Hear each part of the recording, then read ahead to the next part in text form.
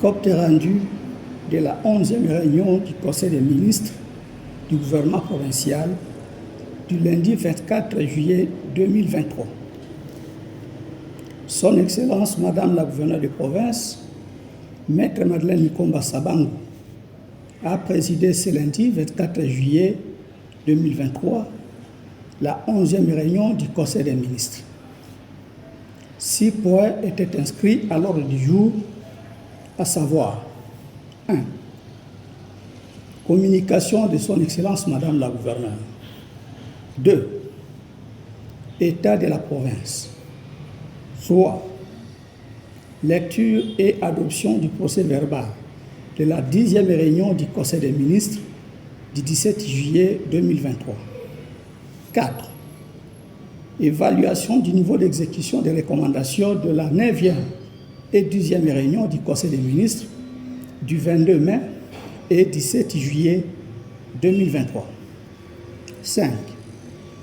Examen et adoption du projet d'arrêté provincial portant institution, organisation et fonctionnement du comité technique provincial de suivi et évaluation de mise en œuvre du programme de développement local des 145 territoires, CTPSE, PDL 145T en sigle, de la province de la Tchoko. 6. Examen des dossiers. 1. Communication de son Excellence Madame la gouverneure. Dans sa communication, son Excellence Madame la gouverneure de province a présenté aux membres du Conseil son homologue, Madame la gouverneure de la province sœur de Maïndombe, son Excellence Rita Bola, en visite de travail dans la province de la Tchoko, qui a participé de manière exceptionnelle à la réunion du Conseil des ministres de ce jour, à la grande satisfaction de tous. 2. État de la province. Prenant la parole pour présenter l'état de la province, son Excellence Monsieur le ministre provincial, ayant l'intérieur et la sécurité dans ses attributions, a fait état de la situation sécuritaire calme qui règne sur toute l'étendue de la province de la Tchoko, hormis quelques cas isolés d'incivisme et de banditisme observés dans la ville de Kisangani et dans certains territoires.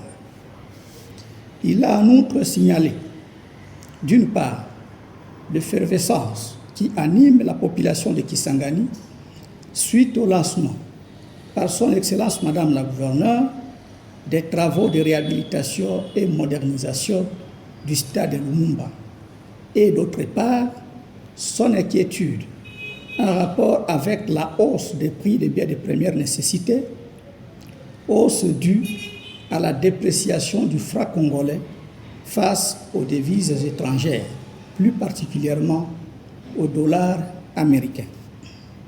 3. Lecture et adoption du projet de procès-verbal de la 10e réunion du Conseil des ministres du 17 juillet 2023. Après lecture de ces documents par le secrétaire exécutif du gouvernement provincial et intégration de quelques amendements, il a été adopté à l'unanimité. 4. Évaluation du niveau d'exécution des recommandations de la 9e et 10e réunion du Conseil des ministres du 22 mai et 17 juillet 2023. Et a fait l'objet d'une évaluation rigoureuse, les recommandations des réunions du Conseil des ministres du 22 mai et 17 juillet 2023 ont été exécutées à plus de 80%, ce qui atteste la détermination qu'a le gouvernement provincial pour donner des solutions aux préoccupations de la population tchokolaise. 5. Examen et adoption du projet d'arrêté provincial portant institution, organisation et fonctionnement du comité technique provincial de suivi et évaluation de la mise en œuvre du programme de développement local de 145 territoires, CTPSE-PDL 145T en sigle, de la province de la Chopo. Après son examen minutieux, ce projet d'arrêté était adopté à l'unanimité. 6. Examen des dossiers.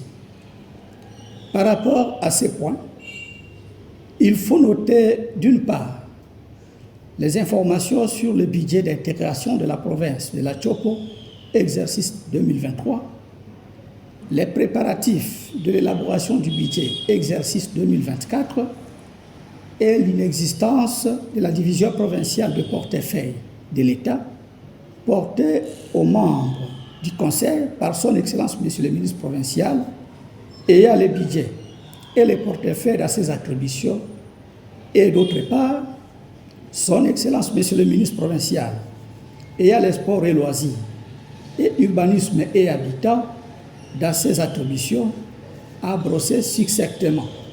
A.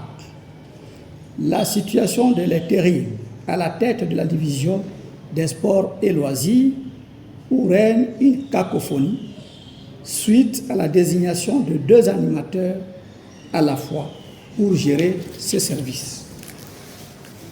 Cacophonie qui met à mal son bon fonctionnement. L'autorité provinciale a promis de s'y pencher pour une solution durable et légitime quant à ça. B. La proposition du lancement de l'opération Pas une parcelle sans titre et sans borne.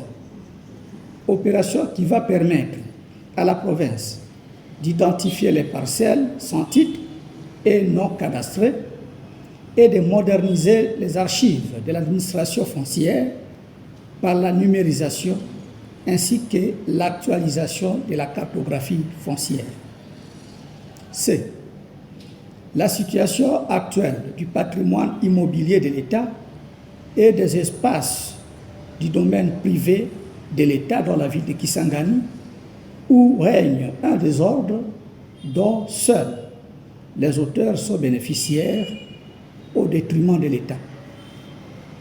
Une recommandation était faite à son Excellence Monsieur le ministre provincial ayant les affaires foncières dans ses attributions, en collaboration avec le maire de la ville, de mettre l'ordre dans ce secteur par le déguerpissement de tous les locataires ayant érigé des débits de boissons tout autour des immeubles de l'État.